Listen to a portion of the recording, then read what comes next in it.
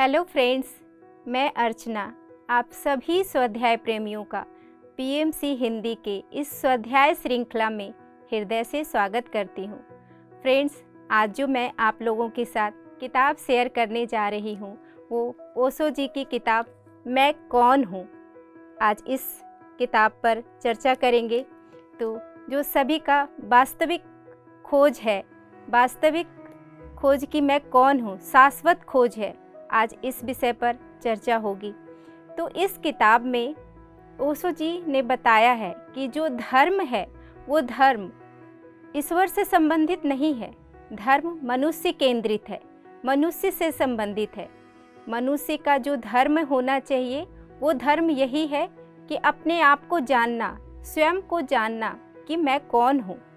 यही वास्तविक खोज होनी चाहिए। हर एक मनुष्य का यही खोज होनी चाहिए कि मैं कौन हूँ, स्वयं को पहचानना, ये वास्तविक धर्म है। आइए हम इसको एक कहानी के द्वारा समझते हैं कि एक सन्यासी एक राजा के यहाँ आया। तो राजा ने जाकर सन्यासी से मिला और एक प्रश्न पूछा कि क्या आप मुझे परमात्मा से मिला दोगे। तो सन्यासी ने कहा कि क्या तुम्हें परमात्मा से अभी मिलना है या थोड़ी देर रुक सकते हो, ठहर सकते हो। तो राजा को थोड़ा सा लगा कि ये मैं परमात्मा की बात कर रहा हूँ, उस परमात्मा की जो ऊपर बैठा है, शायद आपको समझने में कोई भूल हुई है। तो सन्यासी ने जवाब दिया कि नहीं, समझने में कोई भूल नहीं हुई है। मैं उस परमात्मा के अलावा किसी की बात ही नहीं करता, उसी परमात्मा की बात कर रहा हूँ। तुम्हें अभी मिलना है या थोड़ी देर रुक सकते हो। तो राजा ने कहा कि ठीक है, मैं अभी मिल लूँगा। तो सन्यासी ने एक पर्चा उनके सामने किया कि इस पर्चे पे आप अपना नाम और पता लिख दो। तो उस राजा ने अपना नाम लिखा कि मैं इस राज्य का राजा हूँ और उसने अपना राजा होने का परिचय दिया और अपना नाम लिखा। तो सन्यासी ने पूछा कि क्या ये आपका परिचय मान लूँ। तो उस राजा ने कहा कि हाँ, यही मेरा परिचय है, आप मान लो। तो उस सन्यासी ने कहा कि कल अगर आप भिखारी हो गए तो क्या तब भी आपका परिचय यही रहेगा। तो उस राजा ने कहा कि नहीं, तब तो मेरे पास राज्य नहीं रहेगा, अभी तो मैं इस राज्य का राजा हूँ। तो सन्यासी ने कहा तब तो राजा होना आपका परिचय नहीं है, और आपका जो नाम है वो नाम भी आपके माता पिता ने दिया है, तो नाम भी आपका परिचय नहीं है। तो उस राजा ने कहा कि नाम से क्या लेना देना, नाम से क्या मतलब है, मैं तो वही हूँ जो हूँ, नाम से तो कोई मतलब ही नहीं है। तो उस सन्यासी ने कहा कि फिर तो आपका नाम भी अपना नहीं है, फिर आपका परिचय क्या है। तब उस राजा ने कहा कि जब ये मेरा पद, मेरी प्रतिष्ठा, मेरा राजा होना मेरा परिचय नहीं है तो फिर मैं कौन हूँ। तो उस सन्यासी ने कहा कि जाओ अपने आप को ढूंढो कि तुम कौन हो, तब तुम परमात्मा की बात करना। और जब तुम उसको ढूंढ लोगे, अपने आप को ढूंढ लोगे, स्वयं को ढूंढ लोगे, तब तुम मेरे पास ये सवाल लेकर नहीं आओगे कि मुझे परमात्मा से मिलना है। तब तुम जान सकोगे कि जो तुम्हारे भीतर है वही सबके भीतर है, वही सबके अंदर विराजमान है, तब तुम जान जाओगे।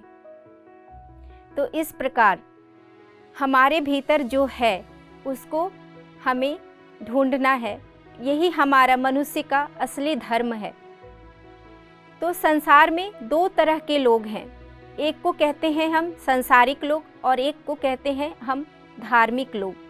सब लोग अब दौड़ में लगे हैं, कोई ठहरने के नाम ही नहीं ले रहा। संसार का दौड़ भी एक प्रकार का दौड़ है और परमात्मा को खोजने के लिए भी एक प्रकार का दौड़ है। दौड़ गलत है, ठहर जाना सही है, चाहे दौड़ संसार के लिए हो चाहे दौड़ परमात्मा के लिए हो।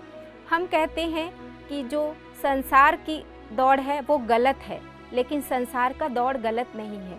दौड़ गलत है, दौड़ना नहीं है, रुक जाना है, ठहर जाना है। दौड़ने से चित्त की अशांति होती है, चित्त में शांति नहीं आती है। तो जो ठहर जाता है वही परमात्मा की ओर बढ़ता है। तो इसको ओशो जी ने स्वयं की ओर जाने के लिए, मैं कौन हूँ, इसकी खोज के लिए पाँच छः सीढ़ियाँ बताई है। हम उन सीढ़ियों को जानेंगे, उन सीढ़ियों को समझेंगे। तो उसमें पहली सीढ़ी है अज्ञानता का बोध। इसमें है कि आप ज्ञानी ना बने। ज्ञानी बनना बहुत आसान बात है। अपने अज्ञान को स्वीकार कर लेना बहुत बड़ी बात है। आप अपने अज्ञान को स्वीकार कर लें। आप ज्ञानी ना बने। ज्ञानी बनने से अहंकार का बोध होता है।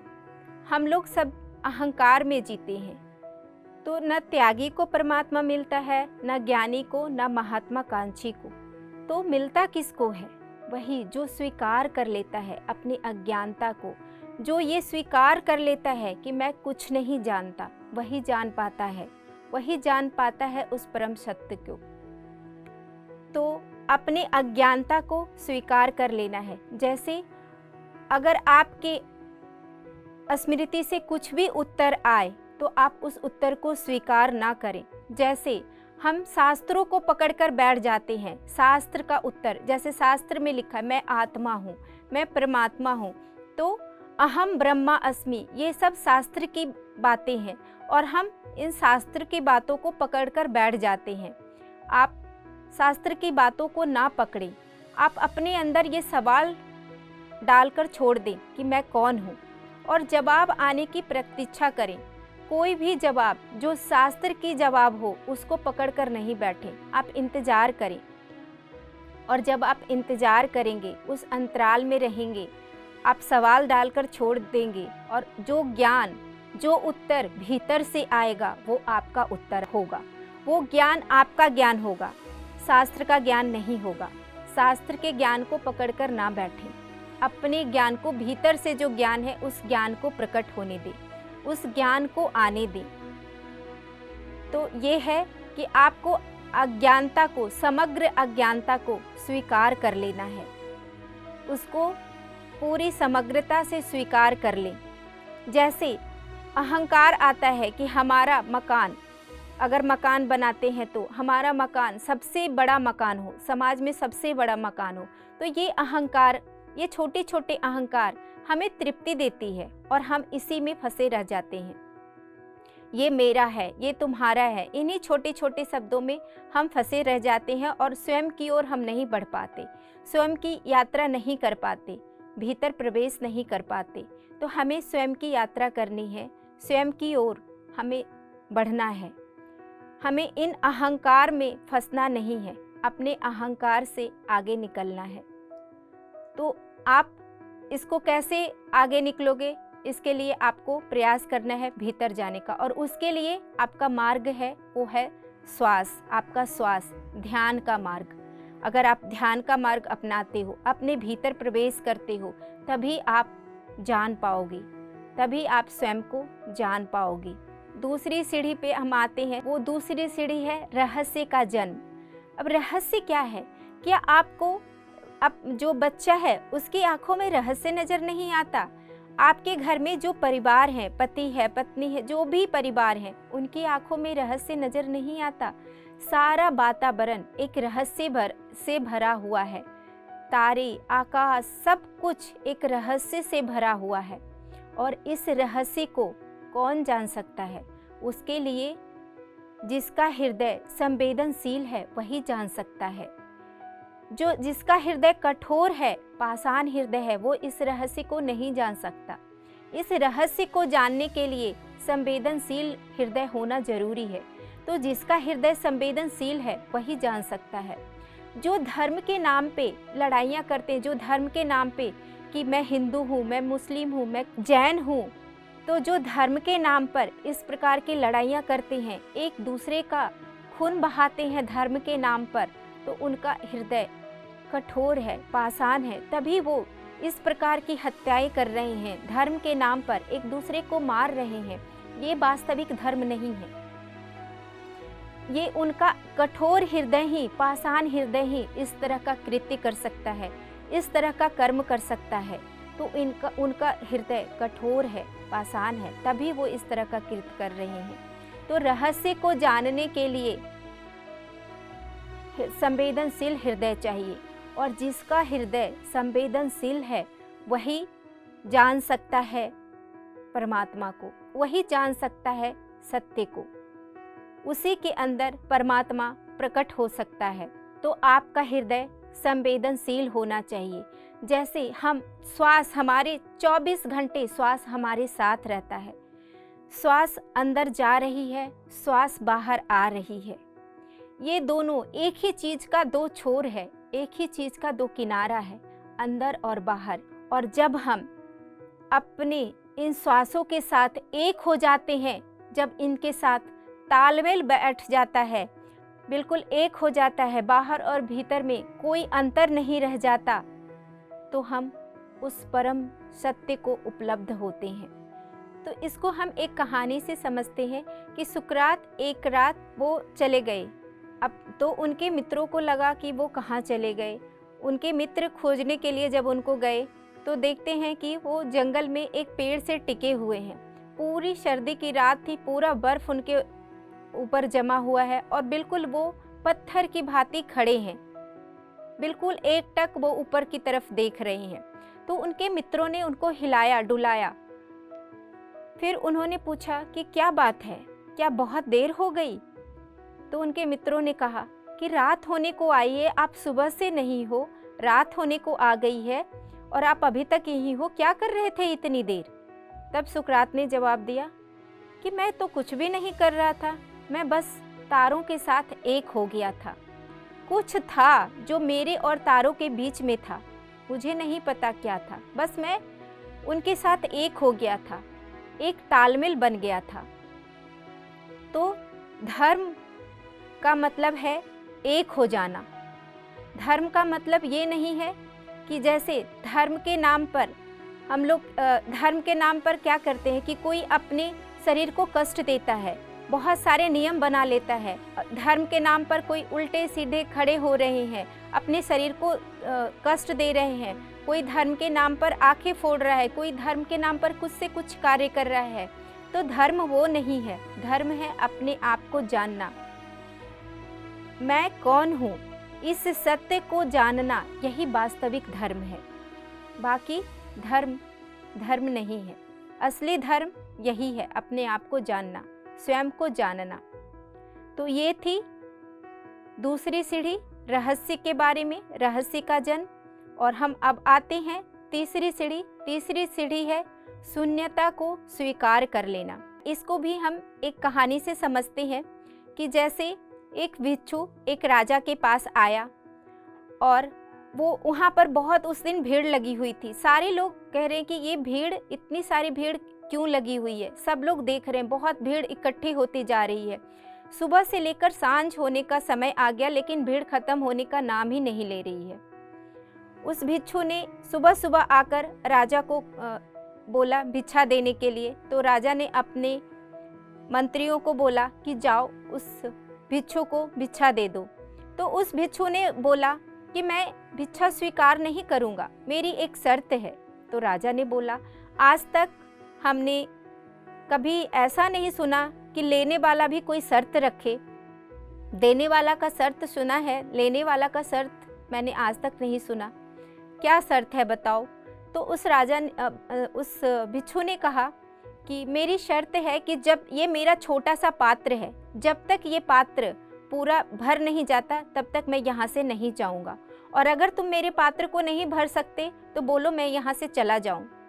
तो उस राजा ने कहा कि ऐसी क्या बात है, ये तुम्हारा छोटा सा पात्र मैं भर ना सकूँगा? मैं अवश्य भर दूँगा, ये तो बहुत छोटी बात है। तो अपने मंत्रियों को बोला कि हीरे जवाहरात जो चीज़ भी है उससे इसके पात्र को भर दो। पूरे जो मंत्री थे वो सारे लोग उस पात्र को भरने में लग गए, लेकिन सुबह से लेकर शाम हो गया, वो पात्र भरने को तैयार ही नहीं। वो पात्र भर ही नहीं रहा, जितना भरते जाओ वो भर ही नहीं रहा था, खाली का खाली, एज इट इज। राजा को भी बड़ा आश्चर्य हुआ, ये कौन सा पात्र है, ये भरने का नाम ही नहीं ले रहा। सांझ होते होते तक राजा आकर उसके पैरों में गिर पड़ा और बोला कि क्षमा कर दो, मैं समझ नहीं सका कि तुम्हारी इस शर्त को मानकर मैं कंगाल हो जाऊंगा, मुझे माफ़ कर दो, मुझे क्षमा कर दो। तो उस भिक्षु ने कहा कि ये कोई जादू नहीं है, ये पात्र कोई जादू नहीं है। मैं एक मरघट से गुजर रहा था और वहाँ पर एक साधारण मनुष्य की खोपड़ी मिल गई और उस खोपड़ी से मैंने ये पात्र बना लिया। तो ये साधारण मनुष्य की खोपड़ी है जो भर नहीं रहा। कहने का तात्पर्य ये है कि मनुष्य का मन भी ऐसा ही है कि मनुष्य का मन कभी भरने का नाम ही नहीं लेता, हमेशा रिक्त रहता है। चाहे कुछ भी भरो, वो भरने का नाम ही नहीं लेता, रिक्त ही रहता है। इसलिए मन को रिक्त कहना भी उचित नहीं होगा, क्योंकि रिक्त के लिए भी एक दीवार चाहिए और यहाँ तो दीवार भी नहीं है। तो रिक्तता ही मन है। इसको जितना भरने का प्रयास करेंगे ये कभी नहीं भरेगा और हम सब इसको भरने में लगे हैं और इस भरने के प्रयास में हम अपना वर्तमान खोते जा रहे हैं। हम अपना कल की आशा में आज खो रहे हैं और कल कभी आता नहीं है। हम इस आशा में रहते हैं कि कल भर लेंगे, परसों भर लेंगे, अगले जन्म में भर लेंगे, लेकिन मनुष्य का मन कभी भरता नहीं है और इस प्रयास में हम अपने वर्तमान खोते जा रहे हैं। भविष्य की चिंता में हम अपने वर्तमान खोते जा रहे हैं और भविष्य है ही नहीं, सिर्फ वर्तमान है। जब तक हम भरने के प्रयास में लगे रहेंगे मन कभी भरेगा नहीं, क्योंकि रिक्तता ही मन है। तो आप भरने के प्रयास में अपना वर्तमान खो रहे हैं। मैं इसके पहले भी था, जन्म के पहले भी था, मृत्यु के बाद भी रहूंगा। उस मैं को, उस स्वयं को जान जाना है, समझ लेना है, तभी आप परमात्मा को जान सकोगे। और अपने घर लौटे बिना कोई रास्ता नहीं है, कोई मुक्ति नहीं है, कोई मोक्ष नहीं है। अपने घर लौटना ही है। सराय आपका घर नहीं है, ये सराय है, ये धर्मशाला है, ये आपका घर नहीं है। अपने घर लौटने का प्रयास करना है और उसके लिए आपको अपने भीतर जाना है, अपने आप से मिलना है, अपने स्वयं की खोज करना है। और उसके लिए रास्ता है आपका श्वास, सहज और स्वाभाविक सांसें जो 24 घंटा आपके साथ है, 24 आवर्स आपके साथ है। तो जो शून्यता को स्वीकार करने को राजी है, जो बिल्कुल तैयार है, उसी को परमात्मा उपलब्ध हो सकेगा।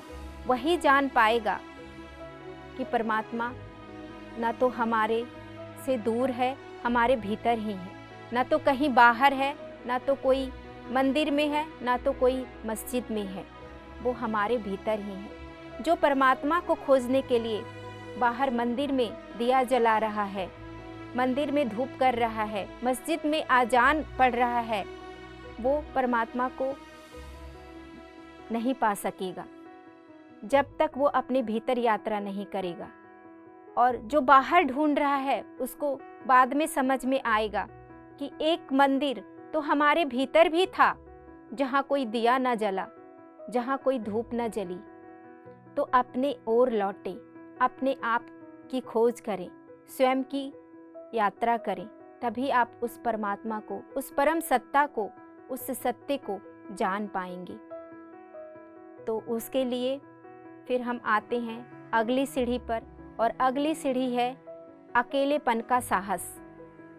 अकेले होना बहुत साहस की बात है।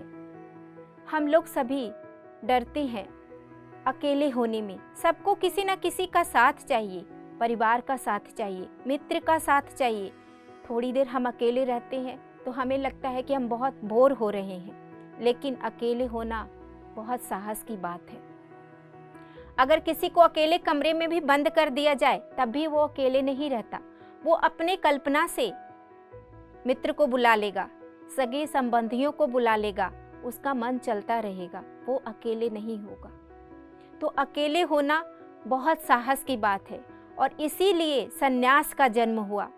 संन्यास का मतलब ये नहीं है घर छोड़कर भाग जाना, वो संन्यास नहीं है। संन्यास का मतलब है कि आपका मन रिक्त हो जाना, खाली हो जाना, अकेले हो जाना, इसका मतलब है संन्यास। तो अकेले कहीं भी आप हो सकते हैं, भीड़ में भी अकेले हो सकते हैं। जो अकेले होने का विधि जानता है वो कहीं पर भी अकेले हो सकता है। तो अकेले होने का विधि जानना है आपको। अकेले होने का साहस करना है, अकेले होने की हिम्मत करना है।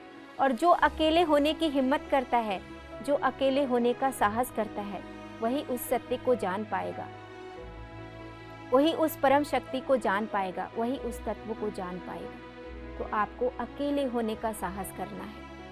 तो आपको अपने भीतर जाना है, अपने भीतर की यात्रा करना है। और जब आप अपने भीतर जाते हो, भीतर गहराई में जाते हो, तो वहाँ पे एक खंभा नज़र आता है। उस खंभे पे लिखा होता है कि ये यहाँ पर ये रास्ता अंतिम है, इसके बाद कोई रास्ता नहीं है। और जब खंभे के उधर जाते हो तो वहाँ पर लिखा होता है जंप, कूद जाओ। तो जब आप जंप कर जाते हो, कूद जाते हो, तब आप उस परम सत्ता को पा लेते हो, आप साहस कर लेते हो। जैसे इसको इस तरह से हम समझते हैं कि एक अमावस की रात थी और एक यात्री यात्रा कर रहा था। बहुत सर्द रात थी और वो पहाड़ों पे यात्रा कर रहा था।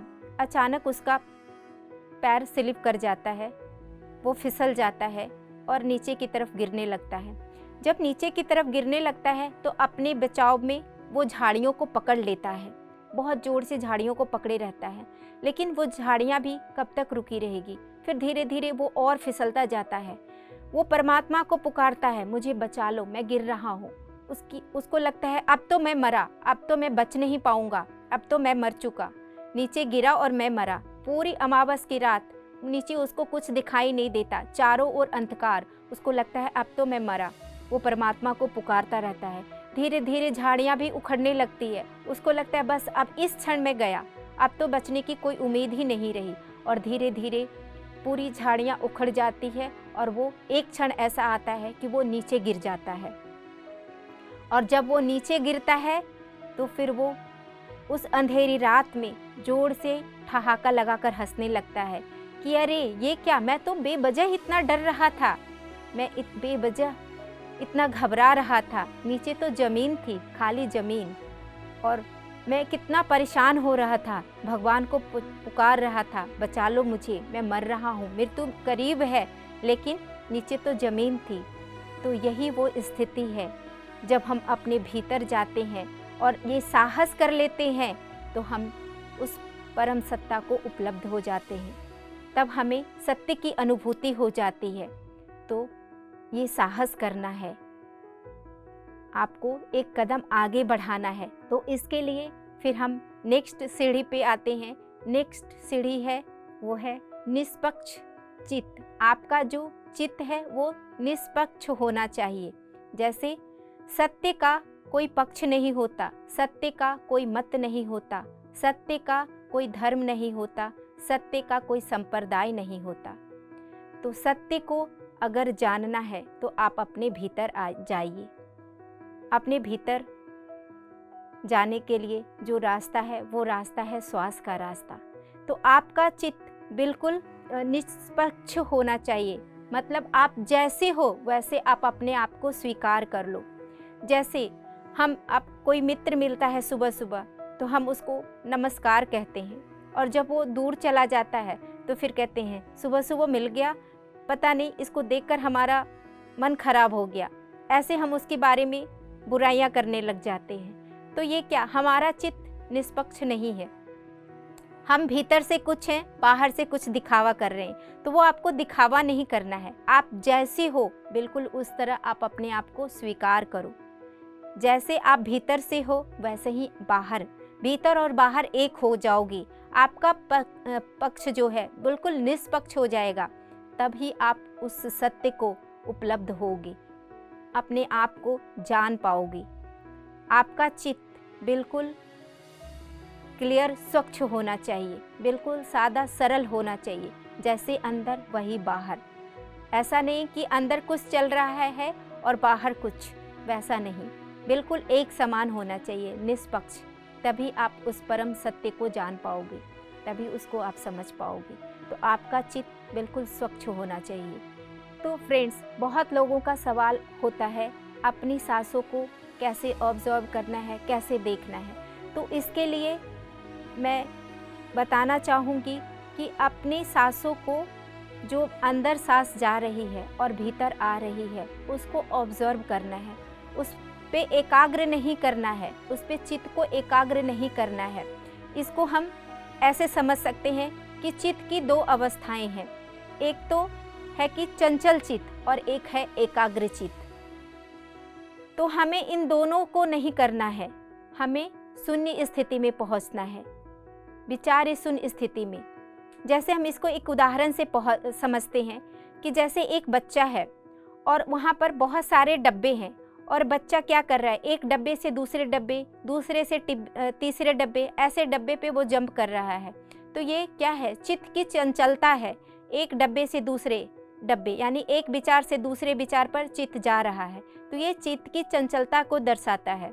और बच्चा कोई डब्बे पे जा नहीं रहा, बच्चा एक ही डब्बे पे रुक गया, तो ये चित्त की एकाग्रता है। लेकिन ये दोनों अवस्था ध्यान में हमें नहीं करना। बच्चा डब्बे पे है ही नहीं, बच्चा नीचे उतर गया, तो ये क्या है, यही है ध्यान, कि ना तो हमें एक डब्बे से दूसरे डब्बे पे जाना है और ना ही एक डब्बे पे टिक के रहना है, डब्बे से नीचे उतर जाना है। ये है ध्यान। तो हमें इस ध्यान के लिए अपनी सांसों को, स्वाभाविक सांसों को अपनाना है, अंदर जाती हुई सांस और बाहर जाती हुई सांस, इन सांसों के साथ एक होना है, तालमेल बनाना है, इसको ऑब्जर्व करना है, इस पे ध्यान केंद्रित नहीं करना है, उस सांस को देखना है, अंदर कैसे जा रही है, बाहर कैसे जा रही है। ये ध्यान की स्थिति है। और ये ध्यान, ये हमारा जो श्वास है, ये श्वास हमें उस परम सत्ता से, उस परम शक्ति से मिलाने का रास्ता है। ये ध्यान ही, ये श्वास ही वो रास्ता है। सारी प्रकृति श्वास ले रही है, पेड़ पौधे भी श्वास ले रहे हैं, सारे जीव जंतु श्वास ले रहे हैं, सारी प्रकृति श्वास ले रही है। तो ये श्वास को हमें पकड़ना है, इस रास्ता को हमें अपनाना है। और जब हम इस रास्ते को अपना लेंगे, इस रास्ते पर हम चलने लगेंगे, तो हम उस परम सत्य को, उस परम सत्ता को, उस परम तत्व को जो हमारे भीतर है, उसको जान सकेंगे, उसको जान जाएंगे। और फिर हम जान जाएंगे कि जो हमारे भीतर है वो सबके भीतर है। मनुष्य का असली धर्म यही है, अपने आप को जान जाना, मैं कौन हूँ इसको जान जाना। इसको जो जान लेता है वह सत्य को जान लेता है। तो असली धर्म यही है, अपने आप को जानना। चाहे आप पूजा करो, प्रार्थना करो, मंत्र जप करो, राम राम करो, शास्त्रों का अध्ययन करो, कुछ भी करो, आप उस परम सत्य को, आप उस परमात्मा को तब तक नहीं जान पाओगे जब तक आप अपने भीतर प्रवेश नहीं करोगे। तो आप अपने भीतर जाइए और खोजिए स्वयं को कि आप कौन हो। तो फ्रेंड्स, मैं उम्मीद करती हूँ कि आपको यह किताब अच्छी लगी होगी और आज का स्वाध्याय आपको पसंद आया होगा। तो आज के लिए मैं विदा लेती हूँ, फिर हम मिलेंगे अगले एपिसोड में। धन्यवाद।